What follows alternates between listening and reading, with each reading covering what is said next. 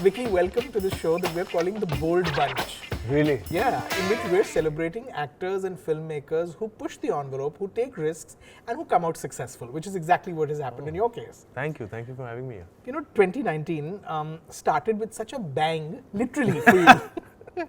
This massive success, this massive super hit success of Uri, which frankly, I believe even y'all didn't anticipate the level to which it would be successful. In tangible terms, Vicky, what has changed? What has changed? To be honest, like you said, firstly, none of us in the team had expected the kind of reaction we got for Uri. And none of us had expected How's the Josh to be How's the Josh. Right. But it was really humbling. We all were really grateful and thanking our stars that, okay, all that hardships, all that mehnat that we went through, paid off, and we were really happy as a team.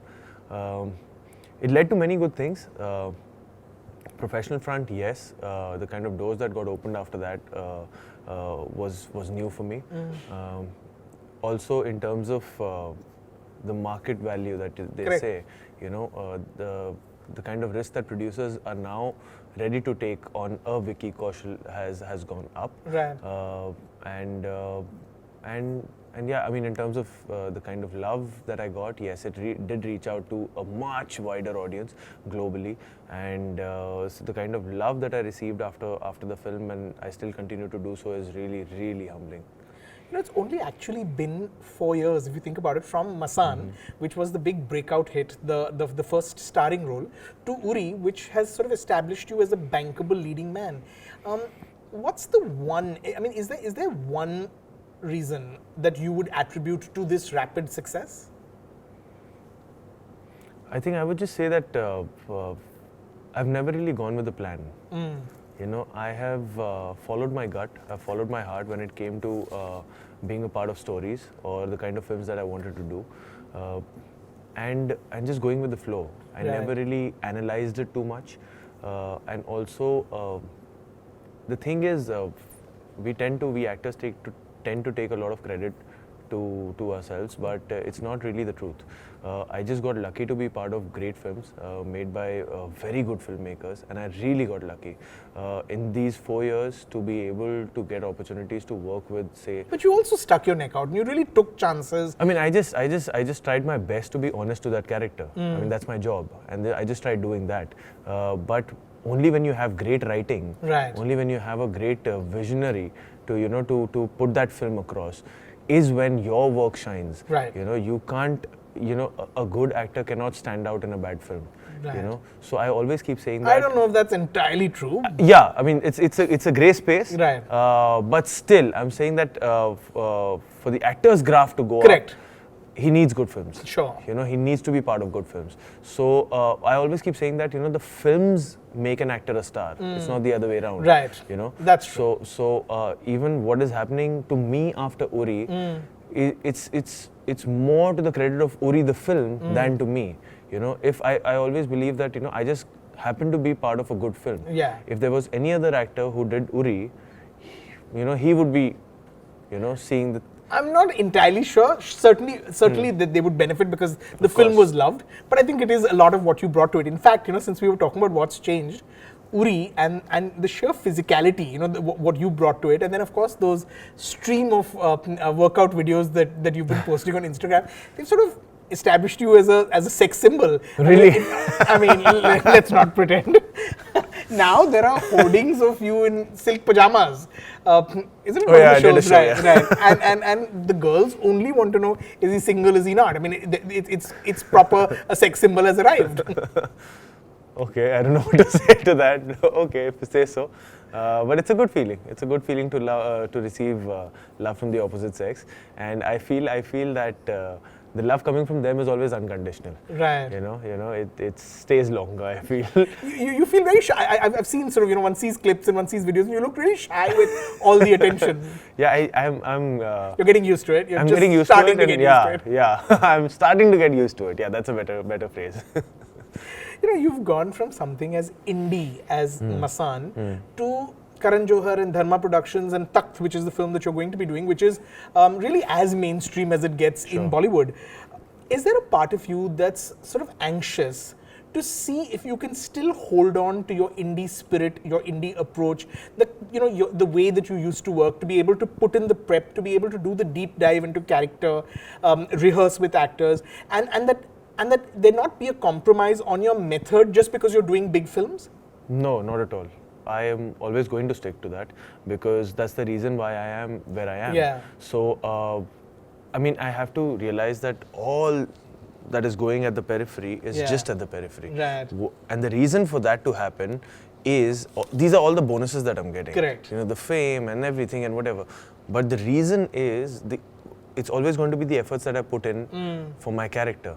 You know, people love your work and then they start loving you. Right. You know, so I'm going to keep giving my 100% to the characters that I play, and it will always be my best effort for that character. You know, so that I would not want to change, and I would want to stick to that, to put in that 100%, to really dive into it. Right. You know, and that's why I'm really, really excited to, you know, for the process of Takht to start, because it's going to be a character that is really going to demand a lot from me. Right. And that's what you live for as an actor. Yeah. You know, to see life from a different perspective. Correct. You're going to be playing Aurangzeb. Aurangzeb. Who really is the ultimate symbol of negativity. I mean, yeah. So, yeah. Does that frighten you on some level? I mean, it does. Yeah? It does.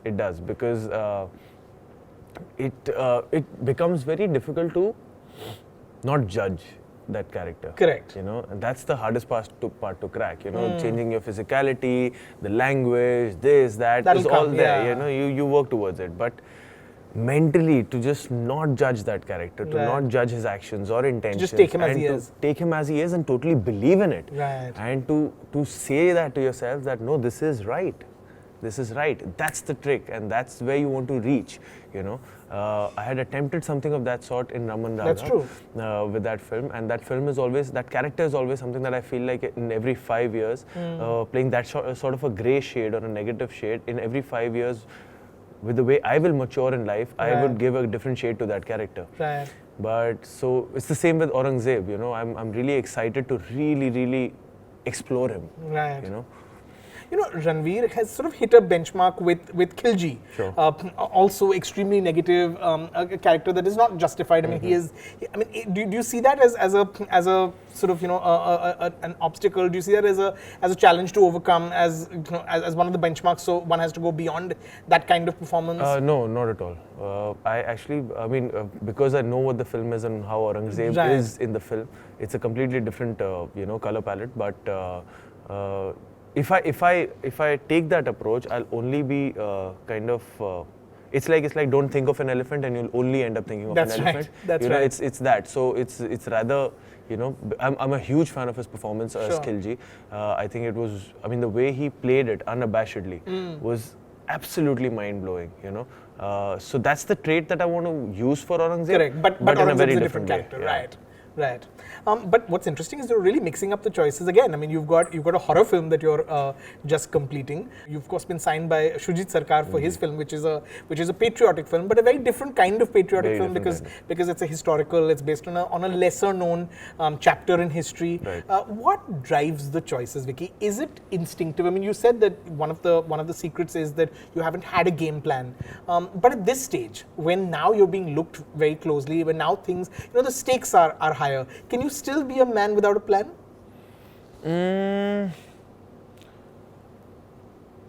Man without a plan, but not exactly like a blank slate. Right. The only plan I think right now is to not explore territories that I've already explored. Sure. And to be as starkly different as I can, so that I can test myself as an actor, so that I don't become complacent. And especially in today's time, where we have our audiences evolved in such a beautiful way that they're hungry for surprises. True. You know, it's not just us as actors who want to surprise ourselves, but they also want surprises from you. True. So the shock value is something that really sells. So not in terms of just what the character is, but how different it was. Like if what I've heard, the maximum thing that I've heard from the response to Uri was, oh, we never thought you could play an action hero. Right. You know, so that's something that you want to tap onto. That okay, this even I didn't know, but I somehow managed if you're saying that. Yeah. So that's what you want to do. That's what I want to do, to just explore different territories, test myself, and then see where it goes. But at the end of the day, it's always going to be my instinct, my heart, my gut that I'll follow, because that never goes wrong. And by wrong, what I mean is, the film could work or not work. Correct. But my experience of working on that film, and your reason for doing it. My reason for doing, so I'll only learn from it. Yeah. You know, those mistakes will be my mistakes, and I'll learn from it, which I'll imply on other films. Right. You know, so I need to keep growing. Sure. I need to keep growing like that.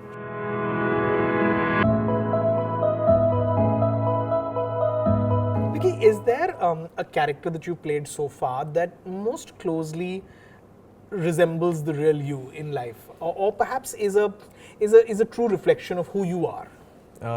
What comes closest? I think there are two. Okay.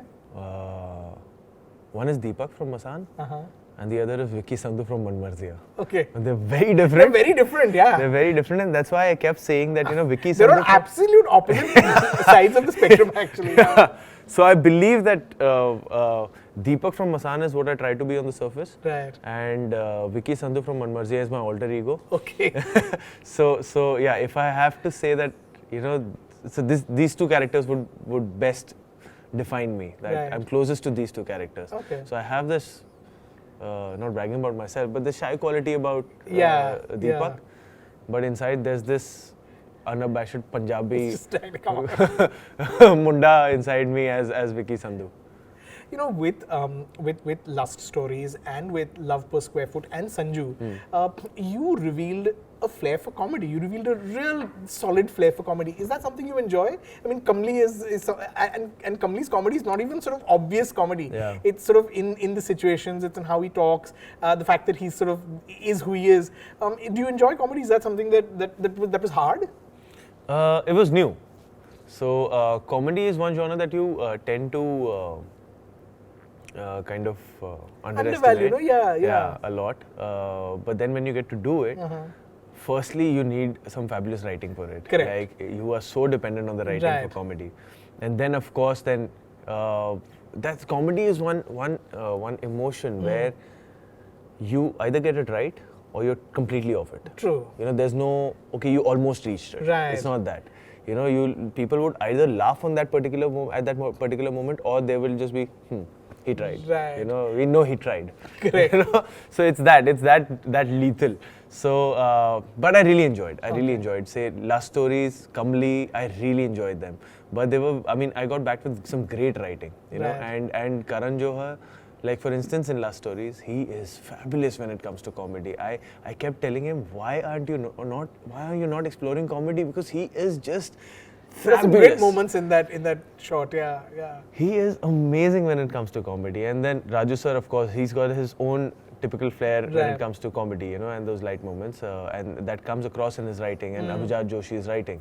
So, but I had a really good time, and also you're also dependent on your co-actors also a lot when it comes to comedy. Right. So I was happy to have got, you know, the support of great writing and good actors. Sure. Has there been a moment, Vicky, or a key decision that you've taken that you would describe as a bold move? You know, something that has then had a direct impact on where you are today, or the you know, or in the way that your career went after. What would you consider, you know, a key decision or a bold move? I think it was. I could say firstly for Raman Raghav at that point of time, because when Masaan happened, I took up my next film only after 7 months after Masaan happened. I was getting offers, but then I was getting offers of a UP boy or in that similar space, which I didn't want to indulge in. I knew that I've not got a launch. So the only way to kind of make my hold in the industry is if I can show them a bit of a range. That, okay, I can do this, and probably I can try. And to build on that reputation that he's a good actor, he's promising. Yes. So, and also, we were all sensing a change happening in the industry with the kind of films that were coming in, the kind of concepts that were coming in. So, I was like, I need to kind of, prove myself on that front. Right. So when Ramanagav came my way, it was a 2-hero film firstly, and it was a very niche film. Yeah. We knew from the very beginning that it's not going to be accepted by everybody in terms of the flavor that the film had. But for me, what happened was, I thought if after Deepak, who's such an earnest, sincere, nice boy, if I get to play Raghav in that film, who's a cokehead woman beater, corrupt cop, I was like, okay, if I get to achieve something in here, I could probably show, okay, I can do this and I can do that, and probably I'll get some more good work. You know, the work that I want. So that was one risk that I took, but it was, I mean, I would always do it if it's Kashyap Saab asking me to do it. But then again, the other thing was, I felt was in 2018 doing Sanju, where it was a supporting part, where everybody was like, why are you doing a supporting part? You know, they understood that at it's a time when the career was Hirani just film. changing, when things were just... So everybody was like, no, we understand, you know, it's a Rajkumar Hirani film and it's a big film, and you know, but it's a supporting part. And I was like, yeah, I don't know, but just my heart just says, you know, I need to be a part of this, you know. No, of course, because of Rajkumar Hirani, because of Abhijat Joshi, Ranveer Kapoor and the film, but it's just something that I felt that I need to do, you know. I just had to do it. And did you feel validated when that part was, when that performance was sort of enjoyed so much that, you know, I made the right decision? It was hugely validating, and also the belief was very strong after the film came out that, you know, it's you need to be part of good films. You need to be part of good films. Of course, if you keep on doing supporting parts, then you're categorizing yourself. But then it's more important to just be part of good films. So I'm very happy and proud that I got to be part of Razi and Sanju. You know, in both Razi and Uri, you played army officers. One, of course, who's Pakistani and the other one is Indian. But the common thread was that they're both patriots who are willing to lay down their lives for the sake of their countries. Vicky, now we're living in very conflicted times when there are borders and barriers and walls going up. There's criticism that we indulge in a sort of hyper-nationalism. Is it important for you that your characters strike a balanced note? Sure, it's important, but it depends on what character you're playing. See, if I'm playing an army guy who's in that situation where they're going for a surgical strike and he needs to, you know, kind of pump the troops, and, you know, they have to do the dirty job of pulling the trigger, then he would use that kind of language probably. And it's just for them. It's not like he's standing in a mohalla and talking to the society and talking to a lawman layman. So it also depends on that.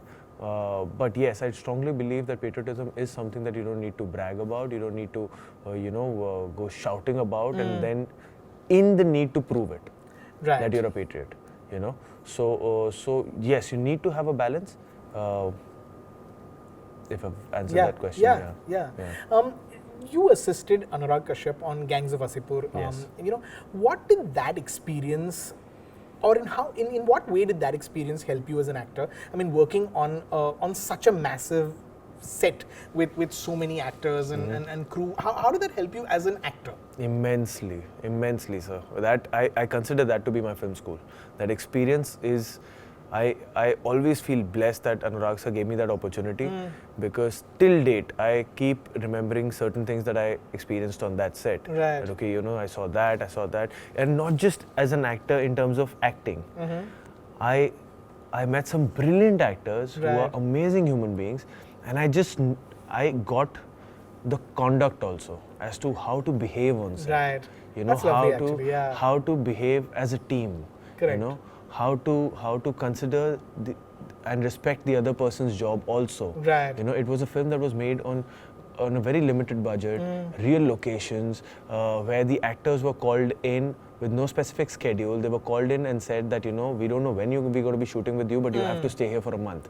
They were all very cooperative. You know, so committing to that. Very committing and surrendering completely to the procedure.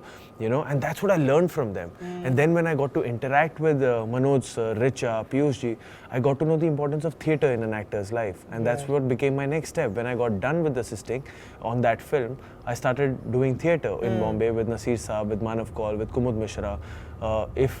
If Wasseypur didn't happen, if my interaction with those actors didn't happen, you wouldn't have realized the importance of that. I realized the importance. I was very intimidated with theatre early on, because I felt कि ये तो दिग्गजों के लिए होता है. You know, this is not for newbies. Serious actors. So serious actors, and you know, experienced actors. I was very scared of it.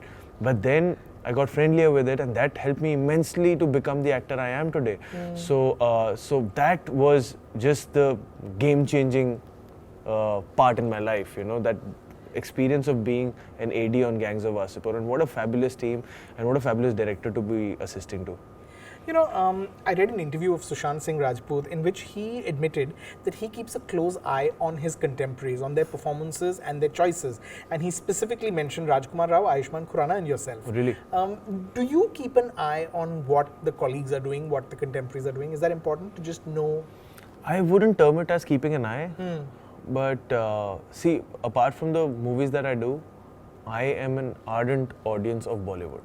You know, and I love watching films.